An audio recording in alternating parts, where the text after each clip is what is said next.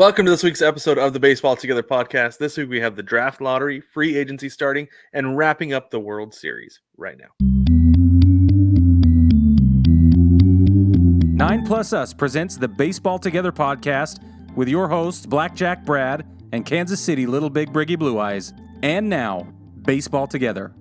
Welcome back, baseball family, to this week's episode of the Baseball Together podcast. My name is Brad, and I'm joined by our fearless leader on my left, Brig. How are you tonight with your Fresca? I am drinking Fresca.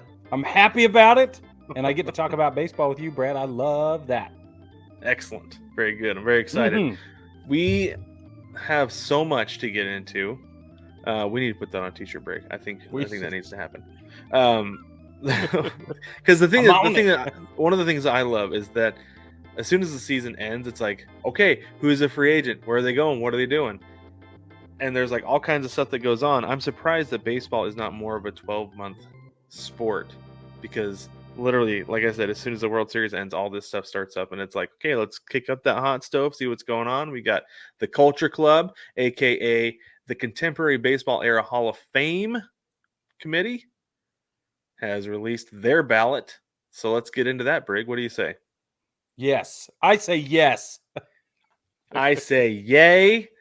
Here we go. So, like I said, the Culture Club, aka the Contemporary Baseball Era Hall of Fame Committee, has released their ballot. They have 8 players on that, 8 former players on there. We have Albert Bell, Barry Bonds, Roger Clemens, Don Mattingly, Dale Murphy, Fred McGriff, Rafael Palmeiro, and Curt Schilling. Looking at this, I see a few that, quite honestly, I wouldn't be surprised if they got in. I said when we did our Braves Mount Rushmore that I thought Dale Murphy belongs in the Hall of Fame. Yeah, I think he should get in here. I think Don Mattingly deserves to be in the Hall of Fame. Donnie Baseball is going to get in. This is exactly where he fits in, and it's excellent. Yeah, that's exactly right. Now, do you think Barry Bonds and Roger Clemens get in with the Culture Club? Yeah. Do you? I think probably so. I don't know if Rafael Palmeiro will, because those 3 guys are all attached to steroids, whether they used or not. Like Roger Clemens is going to deny it for the rest of his life. Barry Bonds is going to deny it for the rest of his life. Totally. But there is evidence pointing to the contrary. I do think that they will get in, but I don't know that Rafael Palmeiro is on that next level of guys who did test positive for steroids. Right. He was like one of those guys who was good and was great, whereas Bonds was great and then legendary with steroids. Just stratospheric. Yeah. And I think that's the level that guys have to be if they're attached to steroids. They have to be the legendary level. You can't be great. A great player can get in the Hall of Fame, but you got to be legendary if you are on steroids. And that's one of the reasons I feel like Bonds will get in. He will. And it makes sense. I think Clemens will get in for the same reasons. Yeah. Yeah, definitely. Yeah. But the guys who deserve it, like Donnie Baseball deserves it. Absolutely. Because there's literally nothing to besmirch his name. There's no question. There's nothing but good to say about him from his teammates, from the people who've played for him, all of his managers, all the fans. Like, everybody loves Don Mattingly. So this is what the Culture Club is for. And it's awesome. It is. I do think it's funny. I thought it was funny that I said Albert Bell on there because he was really good for like 3 years, I felt like, Yeah. I don't think he belongs in the Hall of Fame. Fred McGriff, I feel like really benefited from playing for the Braves. Yeah. Because those were his peak years, so everybody saw him, But other than that, I don't think he's a Hall of Famer. Curt Schilling, I think, could get in and probably should get in. He should. Yeah, because the only reason he's not in now is because everybody hates him. Right, yeah. It's a personality problem. But this is where he should get in as well. Yeah, I agree. Yeah. Now, the candidates must receive 75% of the votes on the ballots. The ballots will be cast by a 16-member Culture Club, is what we call them. And those selected will be inducted July 23rd, 2023. So that's how this is going to work. So very cool. So we'll keep an eye out for that because it is fun to see guys who probably should have gotten in but didn't. Like I said, Dale Murphy should be in, and that was like forever ago, right? Yeah. And same thing with Donnie Baseball and Donnie. Schilling. Donnie Yeah. just didn't ever play in a postseason up until the very last year of his career. So Yeah. And that's a problem. And that's a problem for the team that he played for. Just like Ken Griffey Jr.'s problem was the team that he played for just never made it to the World Series. yeah. Anyway, Or if he'd so have got there's that your last vote, just say it. probably would have. I Brad bet is if he had angry. played in a World Series, he would have gotten that last vote. Yeah, I bet you're right. Is what was the difference. Yeah. So there's your Culture Club Hall of Fame ballot. Let's move on and talk about draft lottery. So guys who are legendary to guys who have not played yet. Now, Right. Major League Baseball is changing things up to curb non-competitive behavior, aka tanking. Mm-hmm. They agreed to the draft lottery in the new collective bargaining agreement, and I think it's a great way to go. The NBA does it, and the NBA does it. It helps, right? Yeah. For the most part. If I feel like there's no halfway point, right? Like teams are going to be like, okay, if we're going to be bad, we got to be bad all year long so we can get a lottery spot. And anyway, it helps for the most part, I feel like. So this is the new structure of the MLB draft as far as how the lottery works. Picks 1 through 6 will be determined by lottery. So if you have the 6th worst record in MLB, you have a chance to get the first pick. So if you're going to tank, you just have to be one of the 6 worst teams to get that lottery pick. Yeah. And those teams are the Nationals, the Athletics, the Pirates, Reds, Royals, Tigers, Rangers, Rockies, and Marlins. So now one thing that is funny is that the Rangers were not tanking this year. They were not trying to be bad. They spent a whole bunch of money trying to be good, and they still ended up bottom 6. Yeah. Which is really interesting to me. Yeah. Yeah, it is interesting. So, because I think they're the only team on that list who didn't tank. Yeah. Maybe the Rockies, but they were just in a tough division. Yeah, I don't think the Rockies tanked. Yeah, I don't think so. They were just that bad. But anyway, and then picks 7 through 18 are non-postseason, non-lottery teams in reverse order from the previous year's standings.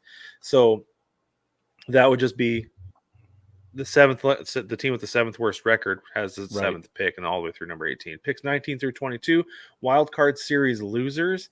Picks 23 through 26, division series losers. The Mariners would fall into that category. Picks 27 and 28 are the championship series losers. That would be the Yankees would fall in there. Yeah. And then pick 29 is going to be the Phillies because they're the World Series loser. And then pick 30 is the World Series winner. The Houston Astros will have that pick. I remember when when the Seahawks won the Super Bowl, when the NFL draft came around, my buddy is like, man, I really hate having the 32nd pick in the draft. Yeah. Number 32. Yeah. He's like, did you see what I did there? That was nice. Really good. It was so good. Very good. I like it. Yeah, so, picks number 19 through 30 are already set in stone. Like the Rays are 19, Blue Jays 20, 21 Cardinals, 22 Mets, etc., all the way to the Astros at number 30. That's right. Yep. So keep an eye on the draft lottery coming up. That's going to be December 6th. That's a Tuesday. There will be a live broadcast on MLB Network at 8:30 p.m.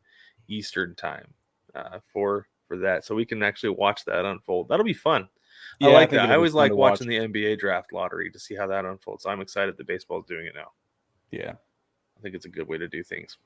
Okay, moving on. Let's talk about Matt Holliday. He still has not touched home plate, by the way. Breaking news for everyone. Breaking news. Breaking news. Brad's still bitter. But legitimate breaking news about Matt Holliday. He has been brought on as the bench coach for the St. Louis Cardinals. Good for him. I think this is a great thing for him. Yeah. I feel like he's a guy who would do well as a manager. He seemed like he was popular among his teammates. The only reason I make that joke all the time is because I watched so much Rockies baseball that year. Because of where I was living, and I felt like his teammates really liked him a lot, and he's a great leader, and he'd make a great manager. Eventually, he will get that call. I feel like, and he's going to be a big league manager in probably 3, 4, maybe 5 years from now. Yeah, he's a great choice. When he was playing for the Yankees, he was huge culturally in the clubhouse and with leadership and sort of bringing that mellow to the team. It was a big deal. Yeah, that's cool, and I think it's great for him. I love seeing former players who played in our time that we watched Yeah. play. I Yeah. like seeing these guys come in to be managers, like Rocco Baldelli. I was really excited for him when he Yeah. got the job with the Twins. So that's very cool. Good for him. Now let's get into this real quick before we take a break. Awards finalist, and by real quick I mean this is going to take some time. So let's get into it. Yeah. First off, we have Gold Glove winners. They have been announced. Let's get into it. Brig, do you want to lead us off with the National League? Yeah, I'll take you through the National League. Gold Glove National League Award winners. Catcher, JT Realmuto for the Phillies. First base, Christian Walker, Diamondbacks. Second base, Brendan Rodgers for the Rockies. Shortstop, Dansby Swanson for the Braves. Third base, Nolan Arenado for the Cardinals.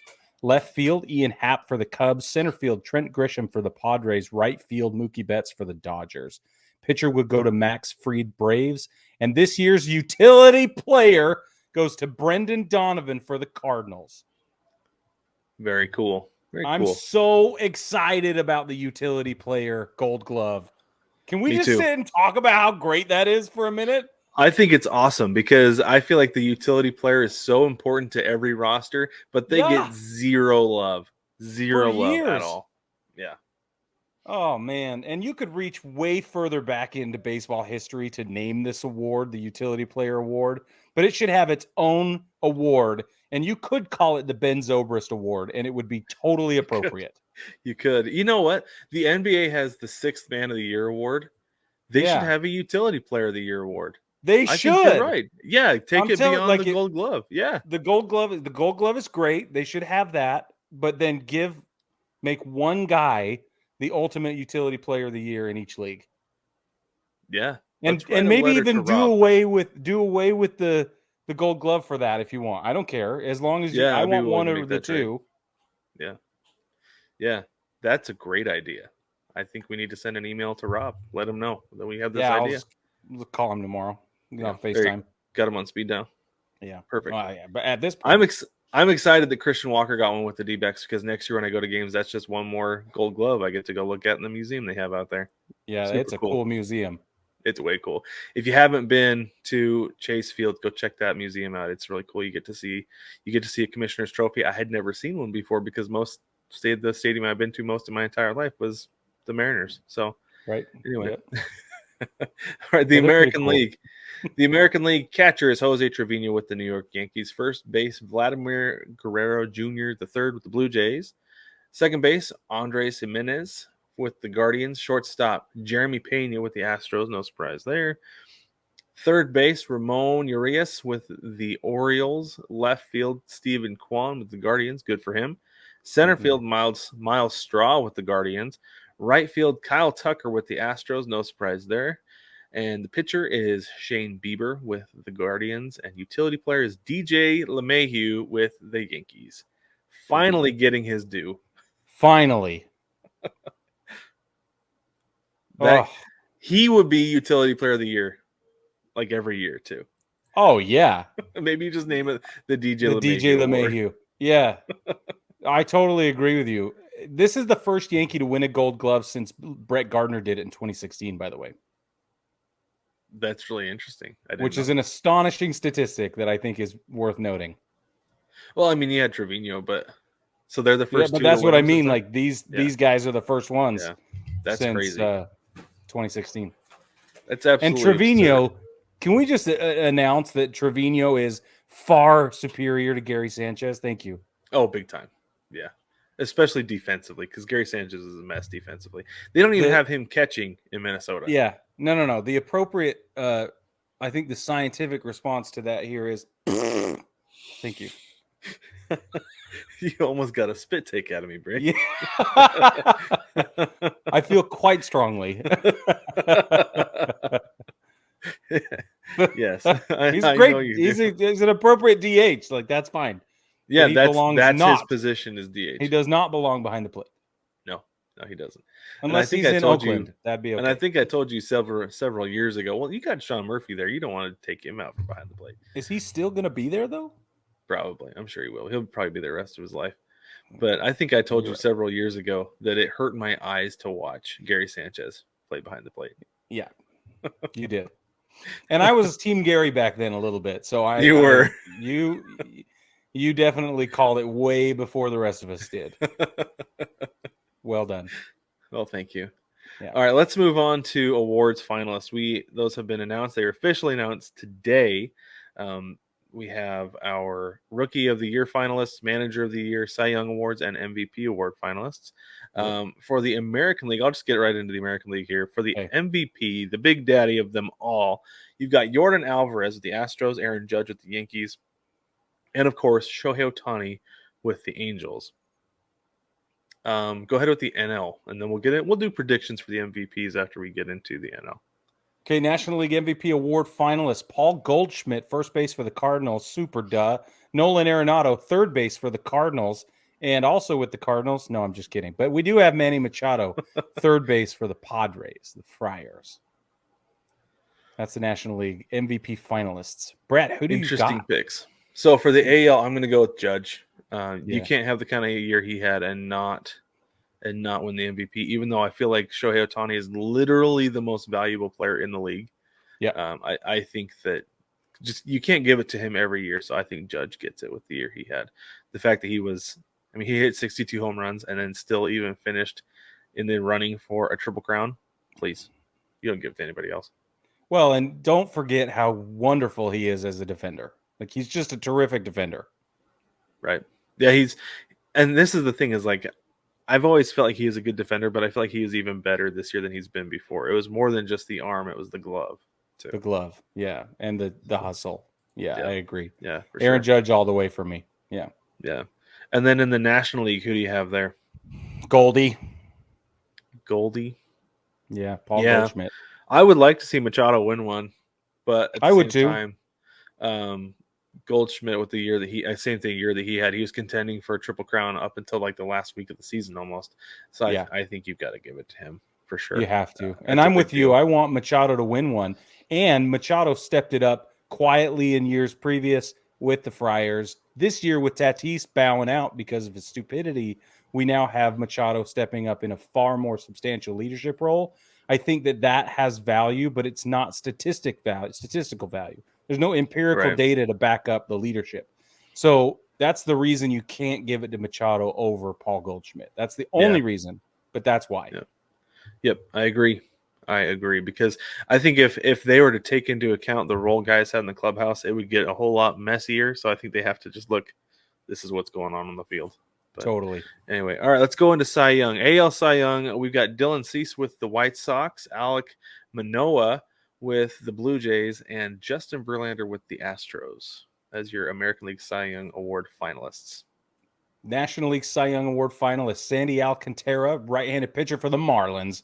Max Fried, left-handed pitcher for the Braves, and Julio Urias, left-handed pitcher for the Dodgers.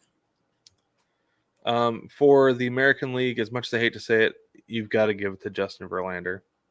Me too. Just because you don't finish sub-2 with a sub-2 ERA at 39 years old after Tommy John and not win an award for it. Yeah. 185 strikeouts, not just sub-2, but 1.75 ERA. It's insane. Yeah. Yep. And if he wins this year, he'll be the 11th pitcher to win 3. Wow. Good for him. Who do you have in the National League? Sandy all the way. You? Oh yeah. Yeah. It's not even close. No. Not even close. These other guys are nice. They're fun. Right. Urias had a great year. He did. So did Max. Max Fried is going to have plenty of opportunities, most likely, to win one. But few guys have the year that Alcantara had with the Marlins. So, he's gonna win it all the way. And the one that I've been waiting for all year now, Brig, the Rookie of the Year. The American League Rookie of the Year. Finalists, we have Stephen Kwan with the Guardians, Julio Rodriguez, with the Mariners, and Adley Rutschman with the Orioles. National League Rookie of the Year finalist Brendan Donovan with the Cardinals, Michael Harris II with the Braves, and Spencer Strider with the Braves.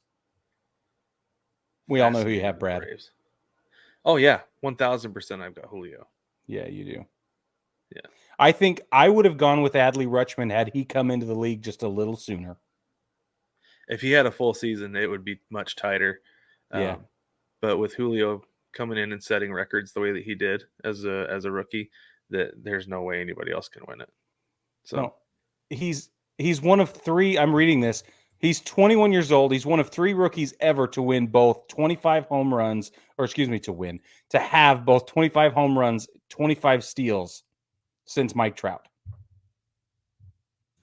the first since Mike Trout. Yeah, and one of 3 ever. Yeah. You can't not give him the rookie of the year. No, you have to. So, Super yeah. duh. What about the National League? Who do you have in the National League? I'll probably give it to Spencer Strider. Why you got to be picking my picks, bro? Oh, did I? That's funny. Baseball family, we overlap a lot, but this is outrageous. This is outrageous. But I think it's also just like a lot of this is like a super duh, right? It's a little bit of a no-brainer. Like they almost have to put guys in here as finalists just as a formality to fill out the ballot or something or whatever, you know. Yeah. But no, I think Strider's your guy all the way. Absolutely. Yeah, and because he's a rookie, he's just out of the Cy Young opportunities. So yeah. Otherwise, I think he'd be in the Cy Young talks. But he could be. Yeah, he very well could be. Okay, American League Manager of the Year. Your candidates or your finalists are Terry Francona of the Guardians, Brandon Hyde of the Orioles, and Scott Service of the Mariners. National League Manager of the Year finalists: Dave Roberts of the Dodgers, Buck Showalter of the Mets, Brian Snitker of the Braves. So you know who I. We'll get into that. You know who I have in the American League. Obviously, Scott Service. I feel like he's so deserving, and I said this at the beginning of the season. He was going to be deserving because the Mariners were going to make the playoffs, and I still think that's why he's deserving, even with the talent that he had on that team. I would love to see Scott Service win it. I'm going to go with Brandon Hyde because the turnaround was insane. Yeah, it was insane. Like absolutely. We all had whiplash. I still have whiplash. Yeah. Oh, and especially at the trade deadline, we're like, what are you doing getting rid of Mancini? Right. Oh, you're better without him? What the what? You're going to bring in a bunch of rookies? Are you kidding me? Yeah. You're still just barely going to miss the playoffs? What? Yeah, it worked. And I would give nothing against Terry Francona. He's great. But this is more about Terry's players than it is about I don't know how to say what I'm trying to say. This is the thing. So there are certain guys who could win it every single year, right? Like I'm gonna go back to the NBA. Like Greg Popovich, Phil Jackson, Jerry Sloan, those guys could have won Coach of the Year every single year. But you've got to give it to a guy who has an outstanding year doing something above and beyond, right? And so I could absolutely see for that reason the argument for Brandon Hyde. Yeah. Right. That's why I think it deserves to be Brandon Hyde. And that's one of the reasons that I say with Scott Service, though, is because he got the monkey off the back of an entire organization of a 2-decade-long playoff drought. Well, but Brandon Hyde took the ballpark attendance from 3,000 a game to 27,000 a game or some craziness. Right. Yeah, he did. I thought you were going to stop at the number 3, not say 3,000. People in the fans. He made 3 roster moves and it 10x'd his attendance in the stadium. It did. Yeah. I don't know. I think it's amazing. Can we move on though? Because let's get to the NL. The National League Manager of the Year has a huge problem here. Philly Rob is nowhere on this list. Right. I am not happy. In fact, I'm offended. I don't care how long he was in there. And that's why. I don't care. I don't care. What he was able to do is insane. Right. The turnaround was something else, right? Was unreal that he was able to take that team from where they were to make the playoffs. And then you cannot include the playoff run. No, right? you can't. It's a regular season award. You cannot say he took him from that to the World Series. No, he took him from that to the playoffs. But I think part of it is they were supposed to make the playoffs. I don't care. With that roster, they're supposed to. And the fact that he was not there for the entire season, I think is another reason that they're like, no, we can't include him. That's why we're going to have Dave Roberts, who won 111 games, Buck Showalter, who was incredibly dominant with the Mets all season long, and then Brian Snitker, who kept the Braves were the best team for a long stretch of the season. Yeah. Like their winning percentage for like what was it, like July to the end of September was better Yeah. than anybody, even the Dodgers. And the Braves did strike out more than everybody else for the first like 60 days of the season. Yeah, a huge turnaround. So there is a huge turnaround there. I don't mind that Buck is on the list. And you can't not have Dave Roberts on the list with 111 wins. Right. And what was it, a 20-something game lead in his division? Yeah. Yeah. My argument against Buck Showalter, though, is that, again, like with Philly Rob, the Phillies were supposed to be there. With that amount of talent, the Mets should be there. Yes. Right? Like, how much of that was really Buck Showalter? Plenty, probably. It very well could be, but I feel like the Mets, with the amount of talent they have on that team, they were supposed to be where they were. Yeah. They probably even should have. They should have won the division. Like maybe you take Buck Showalter off because they didn't win the division when they should have. And that's where I think you make a valid argument, because the Braves climbed back and took it, just stole it. Right, it was like capture the flag on national television. Yeah, and I say that's why Buck Showalter doesn't get the award. Yeah, let alone he shouldn't on the list. He shouldn't get it. No way. No. Think of the weird decisions he made going into the playoffs, that last couple of series against the Yankees, right? Just the Subway Series, those couple of games where he didn't start DeGrom. Like, it makes no sense. Right. Yeah. I don't know. I think he's made some weird decisions that I think you move Buck out, you put Philly Rob in, and then Philly Rob wins. That's my pick, is Philly Rob. Of the available finalists, Snicker. I've got to give it to Dave Roberts. I'm giving it to Snicker. Hey, we disagreed. That's wonderful. I knew we would on that one. I got to give it to Snicker because of the strikeouts and all that. Yeah, and turning it around. Yeah. All right, let's take a quick break. When we get back, we are going to talk about free agency. It's so exciting. No matter which ballpark you're at, you want to rep your team. Now you can with 9+ Us. Welcome to the Big City Series. With every design available in your team's colors, you can fit in with the home crowd or stand out on the road. Either way, we have the colors you crave. Shop the Big City Series and find designs that rep your favorite baseball podcast, cheer from the cheap seats, and much more. Shop the Big City Series only at 9plusus.com.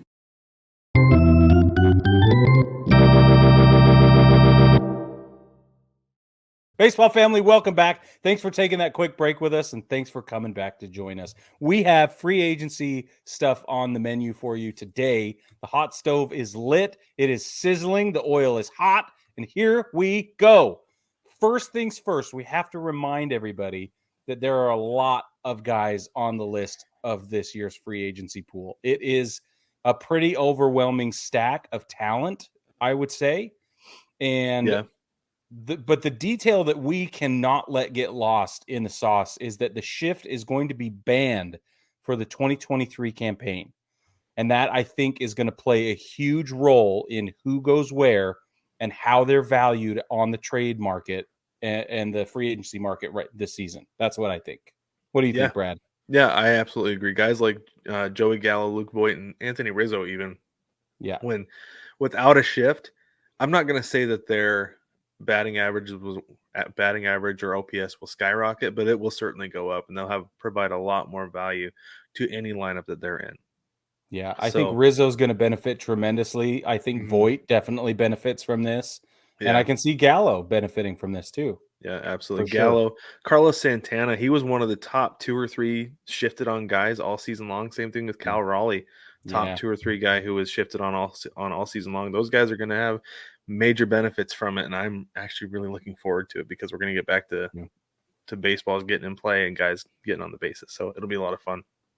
First things first, Edwin Diaz is already off the market. The Mets signed him to a 5-year, $102 million deal. That's the largest ever for a reliever. And those of you with long memories you remember other names that could have gotten a bag of money. like this and did not. So this is the largest ever, adjusted for inflation. Edwin Diaz will be with the Mets for 5 more years. So get your trumpets out because it's happening. Yeah, I'm really interested to see how those 5 years play out, because his 2021 season was not what he was in Seattle. No. But then, he came back this year, but like with a lot of closers and relievers, he could continue to go up and down. Totally. So it'll be interesting to see what happens with him.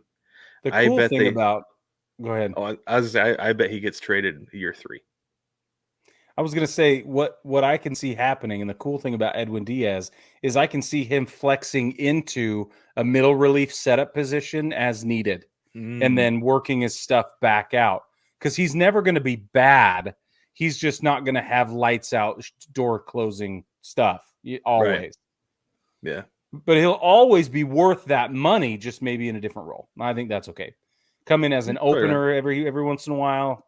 A little later in that, I don't know that he would get relegated to the opening role. I think if he does tail off, that he'll be like a setup guy, like Diego Castillo with the Mariners. He was a closer in Tampa Bay. Yeah. He came to Seattle, and he was Edwin Diaz, a setup man in Seattle. Yeah, right. Yeah. So, and that's kind of what his role has been since then. So anyway, well, all right, let's get into family. Yeah, what we want to do is we want to go down this list. And we've got 21 names on this list, and we're just going to read them off rapid fire. And I want Brad to tell me where he thinks they're going to go. And then we will get into some of these 2 or 3 that we think bear a ton of discussion. And we're going to do it that way. You ready, Brad? I'm ready. Okay. And then you can quiz me, but I'm going to quiz you first. That'd be fun. All right. Let's rapid fire style. Ready? Yep. Sean Manaea. Angels. Aaron Judge. San Francisco. Jacob deGrom. Astros. Carlos Correa. Dodgers. Trey Turner. Phillies. Xander Bogaerts. Mariners. Justin Verlander. Tigers. Ooh. Whoa. Okay. Go. Okay. You ready? Yep. Brandon Nimmo. Brewers. Carlos Rodon. Twins. Dansby Swanson. Twins. Clayton Kershaw. Dodgers. Wilson Contreras. Angels. Anthony Rizzo. Yankees. Chris Bassett. Blue Jays. Whoa. You ready? Yeah. Josh Bell. Red Sox. Nate Eovaldi. Guardians. Nope, sorry. Nope. Mets. Jose Abreu. I was going down the wrong part of my list. Guardians. Andrew Benintendi. Padres. Ooh, Kenley Jansen. Red Sox. Andrew Haney. Giants. JD Martinez. The Yankees. Mm-hmm. I see what you did there. Yeah, you do. Yeah. Yep. I think he's another guy who's going to benefit from the shift. Totally. Ben. Most definitely. I think Verlander goes home. I've been talking to Jason a lot, and a lot of talk in Philadelphia is that they're considering it a done deal that Trey Turner is going to the Phillies. Well, like to the stop. point that they're like, Gene Segura. Yeah, he's out. Gene Segura's out for sure. Philly's shopping a shortstop hardcore right now.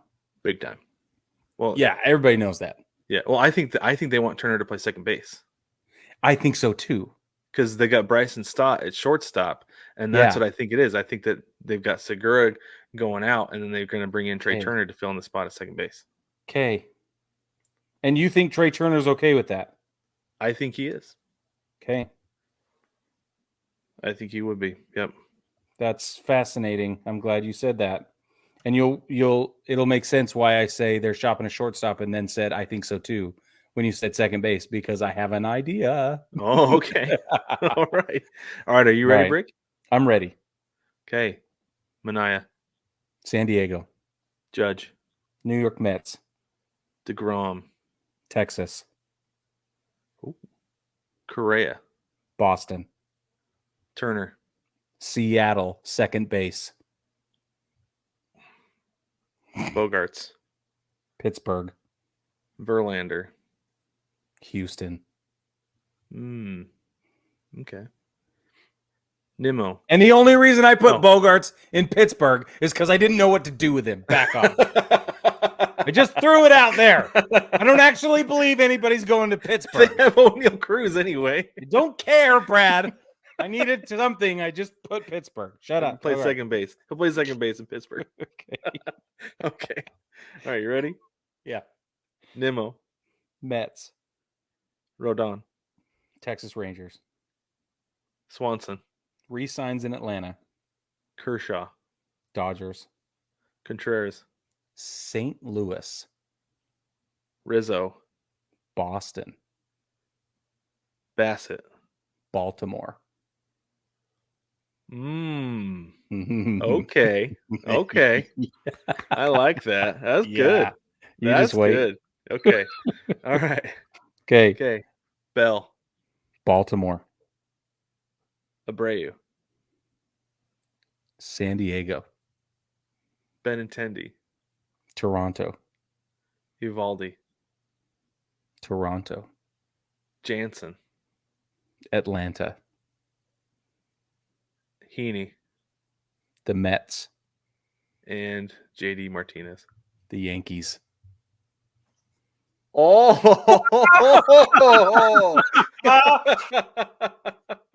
Yes, sir. I see that. Yeah. There you go. That's funny. The only one we overlapped on was JD Martinez. Crazy one. Very good. I like that. Yeah. So let's talk. Can we talk Dansby Swanson just for a minute? And then there's a couple I want to. Let's just talk shortstop position for a minute. Okay, it's a big deal. Shortstop / second base, because I want to talk about this. So first off, Dansby Swanson. You have him staying in Atlanta. You think they'll pony up the money despite having paid everybody else what they've paid them? Yep. You don't think they're going to try to pull a Matt Olson? Houston? What do you mean pull a Matt Olson? Go for somebody else who would be fine signing for a little bit less money. Who might actually be an upgrade. Like who? That's the problem. Unless they know something about their farm system, like the Jeremy Pena situation in Houston that we don't know, which is possible. But I say that's the only reason they get rid of Dansby. Unless they're going to go throw a bag of money at one of these other four guys. Because that's the thing is like, I wonder if, because this is the question is what value are you getting out of the player for what you're paying? Like, is it worth paying Dansby Swanson what he wants versus what you would get out of a Carlos Correa for paying a little bit more? Would it be worth upping? Can you afford a little bit that more? Contract? That I don't know. They're already paying a whole lot of money for a bunch of other guys. That's what I'm saying. That's why I think you take the discount, because even Dansby Swanson's desired amounts are going to be lower than Trey Turner and Correa, Carlos Correa, and probably even Bogarts. Even Bogarts. Yeah. Yeah. Yeah, I think so. Yeah. That's why I say he stays in Atlanta. But unless there's a kid in the farm system we don't know about, and that's possible. Could be. Yeah. Could be. They take a developmental hit for the first 20, 30 games of the season. I could see that. Yeah. I mean, they've shown that they can come back from that kind of right. That kind of hole. Right. And Snitker knows what he's doing, so I don't have any issues there. Yeah. Yeah, you could be right on that. Let's talk. What about not Xander Bogaerts, Trey Turner. So I talked a lot about Trey Turner with Philly. Yeah. Tell me more about this break. J.P. Crawford is going to stay at shortstop. Right. No questions asked. I think that Trey Turner knows what he wants from culture. If he can get the money he wants, he'll go where the culture fit is. And I think he would be an amazing addition to the culture you guys have going on in Seattle. I think you're absolutely right. And you know what? When I said Bogarts, I had him at second base too. Right. Because J.P. Crawford is staying at shortstop. That's right. So I think if the Mariners are smart, then they throw a bag of money at him, because they're not paying a bag of money to a lot of people right now. Right. They can throw a bag of money at a guy like Trey Turner, who has tons of leadership capabilities, tons of postseason experience, and he could really anchor this 2023 run you keep talking about. He could big time. I would love to have Trey Turner on that team, like so much. Especially with the shift ban and now all the balls in play and all the stolen base opportunities and Trey Turner's freaking wheels, dude. Like it would be pandemonium. Well, Seattle likes to run too, and this is the other thing: is that second base over the last few years has been a position where guys haven't had to have a lot of range because they put that second baseman, like you see Altuve playing a shallow right field. He's not playing second base. He's playing shallow right field.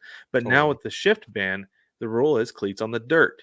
So you've got to have a second baseman who has better range. Yeah. Because you don't have your shortstop behind second base anymore. Right? Brilliant. So it makes sense. And I'm sure that's exactly what DePoto is going to be wanting to look for, is a second baseman with range. So why not move 100%. a shortstop over there? 100%. And if you can get one of these guys, it doesn't even have to be Trey Turner. We just know Trey Turner can really do well at second base. Yeah. That's why I think if you're lucky, Seattle ends up with Trey Turner. I think you're right. And you know what? He's played a lot of second base in his career. That's what I'm saying. Yeah. Yeah. Because he was primarily a second baseman in 2021 with the when he went to the Dodgers. Was more a second baseman than anything his rookie season. I don't get the impression that he's going to say, and if I'm not a shortstop, I'm not doing it. I don't get that impression from him. I think he wants to be on the right team at the right time. Mm-hmm. And I think Seattle's a great place to do that. He would definitely put him over the top. Oh, yeah. Because that's the bat they need.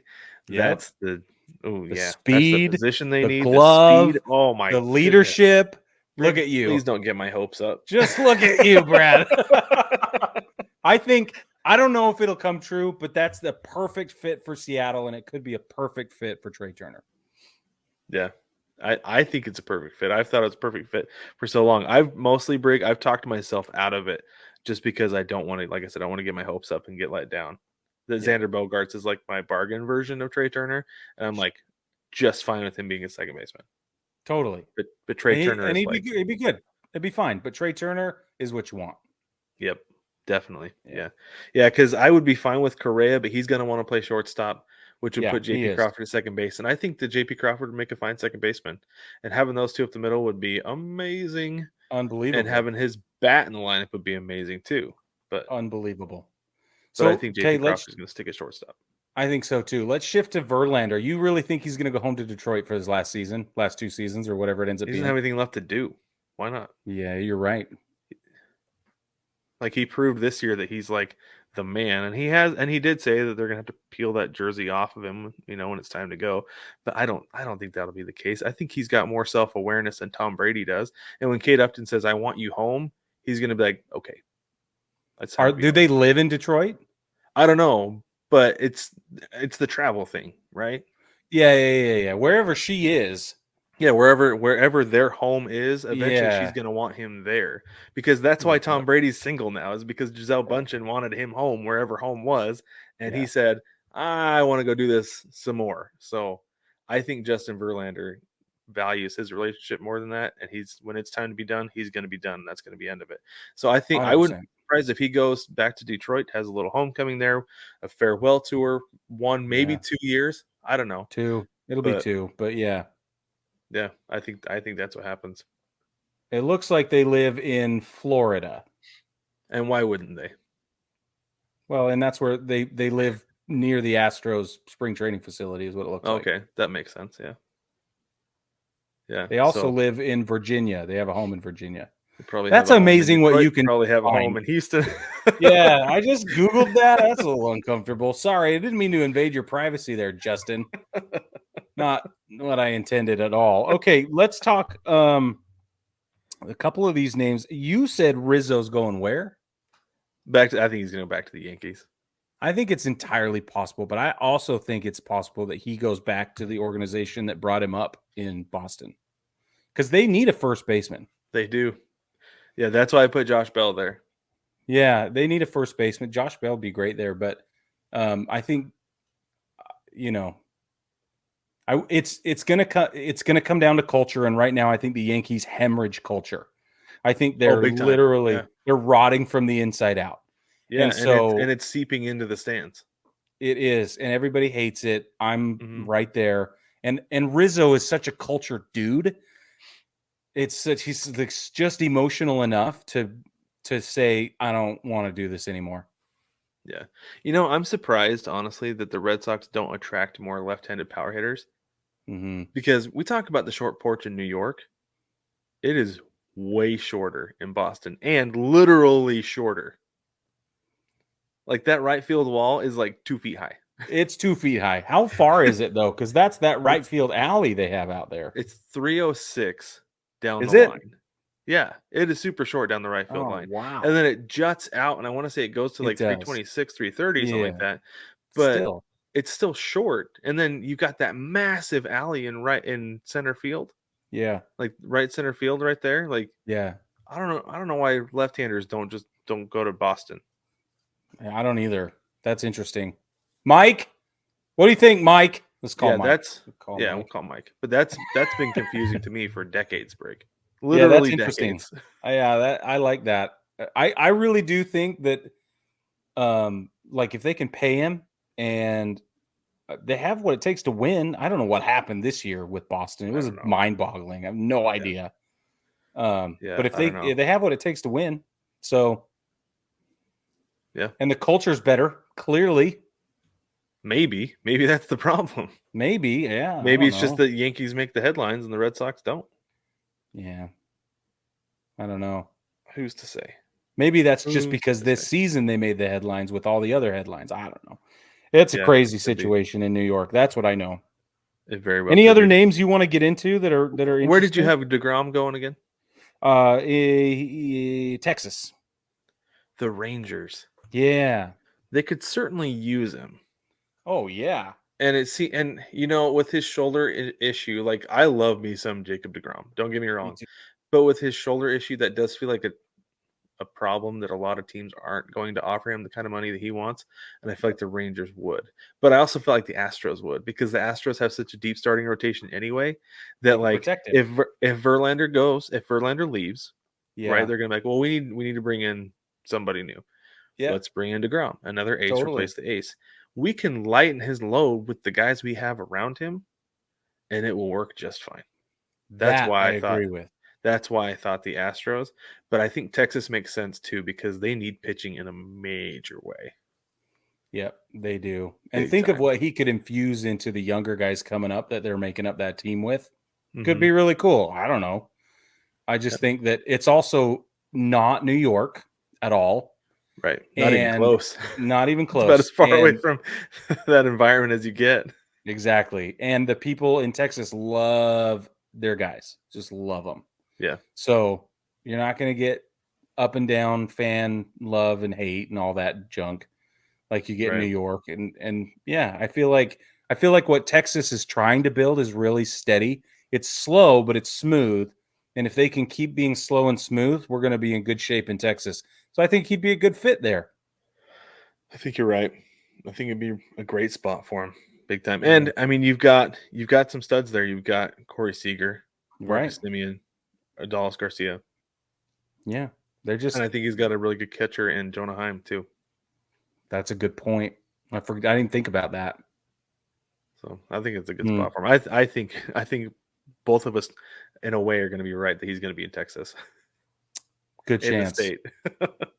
That's awesome. And I hadn't even thought about that until today, to be completely honest with you. Yeah. How much both of those places make sense. They do make sense.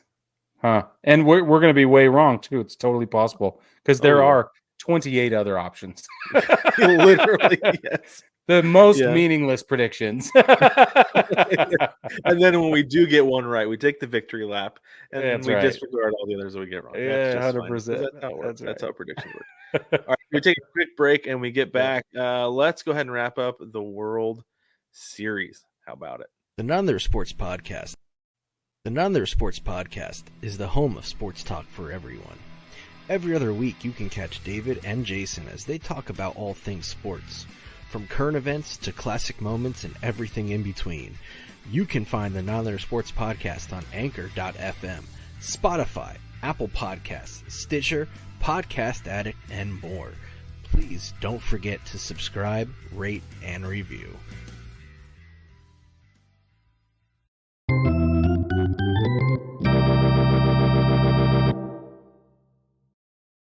Welcome back, baseball family. So the World Series wrapped up the other day, and if you have not been paying attention or forgot or something, I don't know, the Houston Astros won. They beat the Philadelphia Phillies 4-2. There you have it. Thanks for There you joining. go. We'll catch you next week. Thank you. No. But despite that all being true, we're not going to wrap up. We're going to wrap up this series by actually talking about things that we saw, some takeaways, things like that. It was really interesting. So Jewel and I recorded the final episode this year of the Seattle Baseball Together podcast last night, and we were talking about how the Phillies played the Astros. And it was really interesting, some of the things that we I guess some of the conclusions that we came to, that we still felt like the Mariners were the most competitive team against the Astros the entire postseason. Because you look at what happened with Philly, yes, they won 2 games. The Mariners were not able to win any. But in those 2 games that the Phillies won, one of them, the Astros pitcher was tipping his pitches. Mm-hmm. Lance McCullers Big got time. lit up, right? Yeah. And then in the other one, you had a traditional Justin Verlander World Series start. Yep. Other than that, they're completely shut down to the point that they got no hit in the World Series. Facts. That's how dominant the Houston Astros were in the World Series. It was really interesting to kind of talk through it all and come to that conclusion that it wasn't quite as competitive as it looked. You're right. Yeah. Now, once you break it down like that, and hindsight being 2020, that's true, because the devil is in the details, and that's where they got picked apart. Mm-hmm. And real world time. They only led game 1 for 15 minutes. Yeah. Something like that is what Nick Castellanos said. He's like, takes 15 minutes to hold a lead. That's all you got to do. But sorry, go ahead. I cut you off.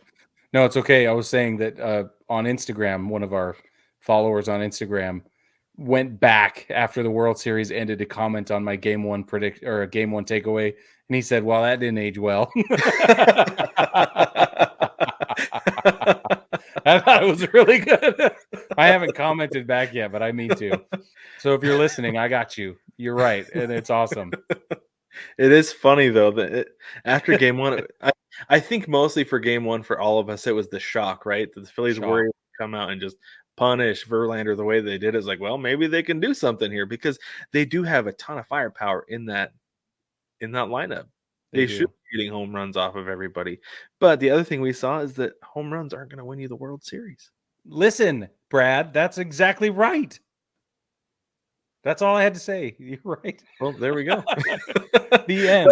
So this was one of my takeaways from Game 6. So I did takeaways for Game 6, and one of the things I said was the 2017 Astros brought you launch angle and won the World Series that way. Aside from everything else, right? Their philosophy was launch angle. Totally. And then everybody went with it after that. But now, 2022, the Astros are like, okay, we are good at hitting dingers. That will get us to the World Series. But the thing that's going to take us over the top and help us win the World Series is pitching.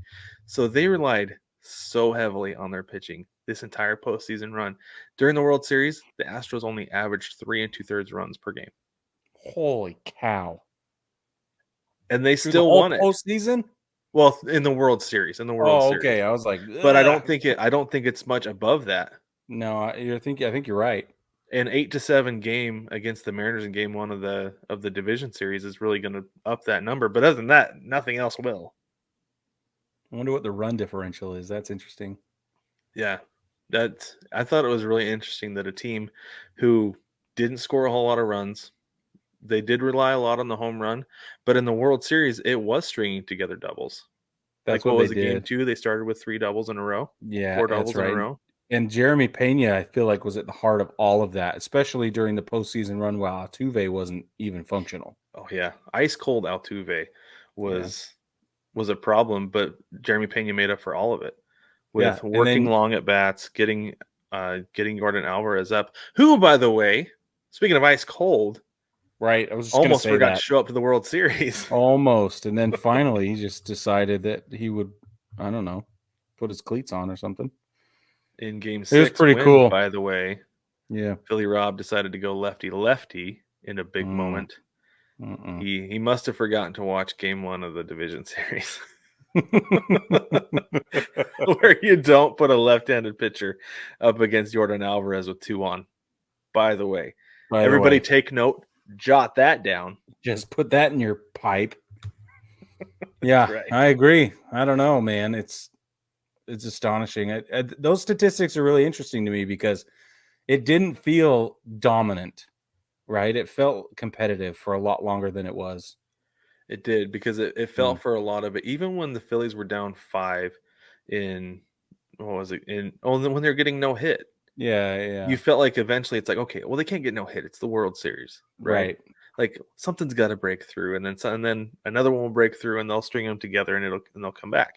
Yeah. And they even drew walks late in the game where it's like, okay, they did. Like, here we go. Like, yeah, it's like, here we go. Okay, here's the opportunity. Put one in the gap. You got 2 guys coming around to score, and you're gonna have a game again. But it just never happened. Pitching and defense was the calling card for the Astros this postseason, and it worked. It worked. Yeah, it really did. Yeah, they shut down the Phillies offense. They shut down big time the Yankees offense too. Bro, it's the Yankees shut down the Yankees offense. Like, you can't even, I mean, you have to give the Astros some credit, but you can't give them all the credit. That was some major internal struggling going on. I think there was, but I wonder if some of the internal struggle came from frustration from the Astros pitching. Sure. Because they were so just good. Unreal good. Yeah. Starting pitching, bullpen, all of it front to back. And I'm curious if we're going to see a shift again, because professional sports are copycat leagues. Like, somebody wins, right? Like the Astros won with launch angle in 2017, and everybody goes, let's go launch angle. And then you see it all across the league. But now it's going back to the old philosophy of pitching, and I'm curious if small ball goes along with that. With the shift being banned, being banned. Exactly. That's what it is. And you got your managers who are going to understand that, like Buck Showalter, like Dusty Baker, that are really going to they're going to shine. These old school managers are really going to have a heyday this year. I think they will, and it'll be interesting to see how things like the bunt come into play, because it's almost been completely eliminated from the game. Right? Unless your name's Kyle Schwarber and you bunt yourself out of an at-bat.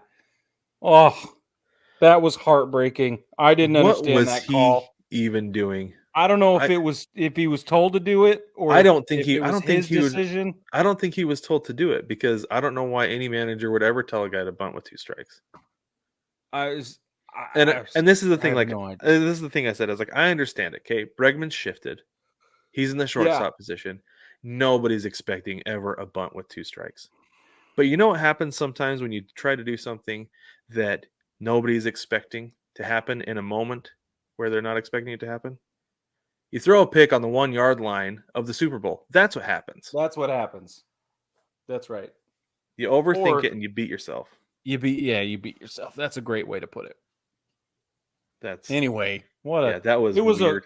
It was weird and infuriating, and also, like, that's baseball, Susan, right? Like, that's baseball, Susan. You're like, I don't know. What are you gonna do? Absolutely, big dummy.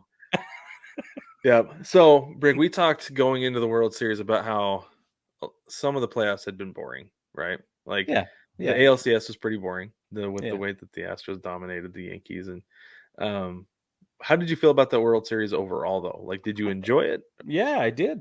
Yeah. Did you? Yeah, I did. I thought it was fun to watch, and it's like you said, like, it didn't feel like domination in the moment. You had to go back and talk about it after to really figure out that that's what it was. Yeah. But no, I thought it was fun to watch. It was really enjoyable. And like I said, even when the Phillies were getting no hit, they were putting the ball in play and getting on base via walks. And you felt like it was just a matter of time for him to get back into it. And the anticipation, I felt more like I was watching a soccer game than anything, with the anticipation building up. It's the same energy. Like, okay, here it goes. No. Yeah. Regroup. Still 0-0 in the 76th minute, Yeah. That's kind of how it felt with the Phillies. It's a good analogy. That is how it felt. No, I thought it was great. I think that for me, it's always the storylines, right? Like, Nick Castellanos saving that game, with that heroic diving catch out in left field. That was amazing.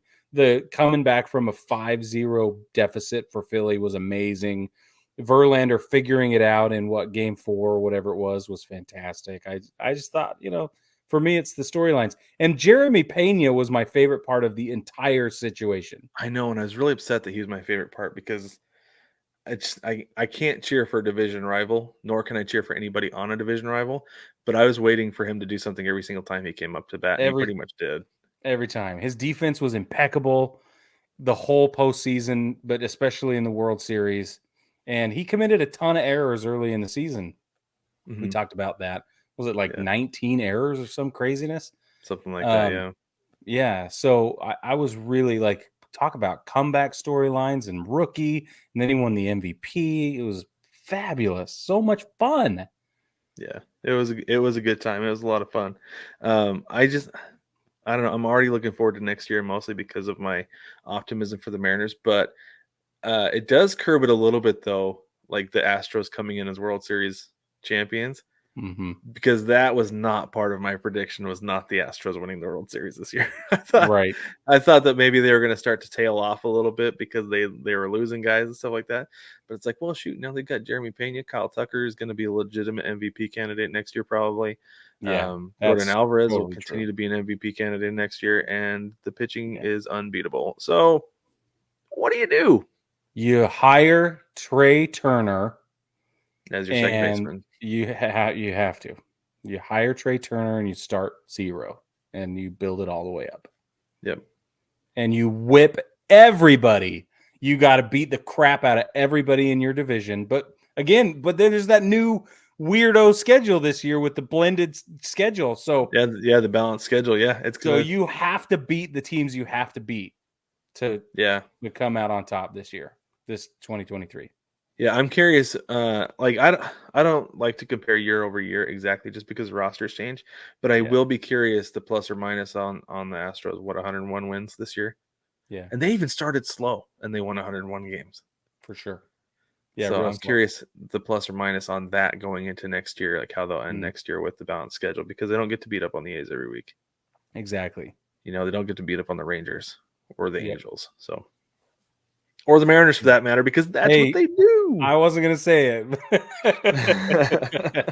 But that's true. One of the reasons I hate the Astros, because they always beat up on the Mariners. That's right. So it'll be interesting because they're going to see the Yankees more, than they would have during the regular season. They're going to see, and then other teams that they never see, they're going to see them. It's going to be awesome.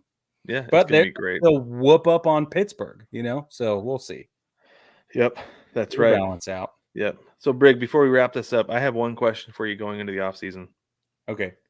What are your TV viewing plans now that there's not any baseball on until February and March? I don't know if you know, but there's this really nifty activity called reading. Oh, right. That is so fun, actually. And it's wonderful. You don't have to be in front of a television screen all the time, Brad. You're right. You can read a book. Just grab one. I got them everywhere. I know you do. Because I don't read. I can't read as much during the season. And I'm going to be just mainlining books for the next little while, for the next 100 days or whatever. What are you going to do? So that's actually one thing I'm going to be doing is I have a list of books that I want to read this off season. But in a couple weeks, I am pumped for the World Cup that it's going to be at Thanksgiving. Oh, yeah. Because I've got 5 days off in a row over Thanksgiving. And I'm just going to mainline soccer into my veins this off season. I'm very excited. That's awesome. So there's that. And Baseball family, we want to hear from you. What are you planning on doing, and what are you going to read, honestly? And the reason we ask that is because we have a really exciting opportunity for you to get a little reading in this off season with us. That's a tease. That's right. That's a tease. We're going to leave it at that. But I've got the book right here. Oh, you're not going to show it? No. Amazing. It's this Fantastic. one. It's this book right here, Baseball family. And if you want to read it with Brad and I, you can. Oh, I saw it. Maybe some eagle-eyed viewer on YouTube will be able to figure out what it is. But anyway, But baseball family, thank you so much for joining us this baseball season. It was a ton of fun. It's a wild ride, start to finish. I had a blast with all of it. My team obviously didn't end the way that I wanted to, but it's fine. That's the way it ends up for everybody but one fan base. So it is what it is. Amen. But like Brig said, let us know what you're going to be doing this offseason. Jump in the mailbag, baseballtogether.com, or the link down in the description. You can send us an email, and maybe we'll do an episode where we just throw those out and we talk about what everybody's going to be doing during the offseason That's instead a great of watching idea. baseball. So, Yeah, that's a Brig, great idea. go ahead and tell them about the shop. Well, don't forget we have a shop where you can buy stuff that's baseball related and super cool. I've got my Baseball Together official podcast t-shirt on. Brad's wearing his perfect tee today. We have that design in hats, by the way, which is even better. The other thing I want to alert you to is that we've said this a couple of times, but in case you're new, we're not taking breaks. We'll be here every week throughout the remainder of the off season to update you on the hot stove, winter meetings, shenanigans, and everything else going into spring training. So stick with us. We've got some really, really exciting interviews coming up that we cannot wait to unload on you and give you or whatever. We're really excited about it. But is one next week or the week after? I think it's next week, right? Yeah, next week. Next week we have one. Anyway, stay tuned for those and go to 9plusus.com and buy something cool if you want. Yeah, very cool. Absolutely. Yeah. Don't forget as well, if you're on the internet spending money, you can head over to ChinookSeedery.com and you can use code BTPOD at checkout to support the show, support your mouth, and get the best seeds ever. Trust us, they're fantastic. Absolutely delicious. We love them very much. Try it. But don't forget to like, subscribe, rate, and review the show. Let us know what you think about what we're doing. You can reach out in the comments if you like as well on YouTube. But if you do that, make sure you leave a like and also subscribe to the show. But baseball family, thank you so much for joining us this week. We will catch you next week.